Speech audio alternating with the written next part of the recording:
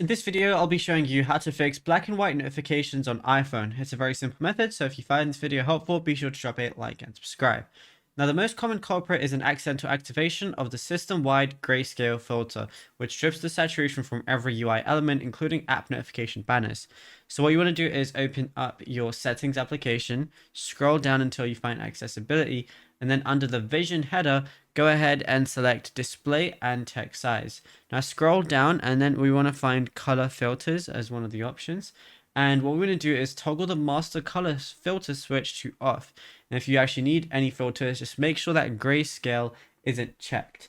Now what you want to do is check your active focus mode, because if you're on anything like sleep or anything like that, that might be causing that gray tint. So we just want to make sure we're not on any focus mode. Obviously, I'm on do not disturb right now for recording, but otherwise just make sure you're not on that. Next thing you want to do is go back to accessibility, go back to display and text size, and locate the reduce transparency toggle switch.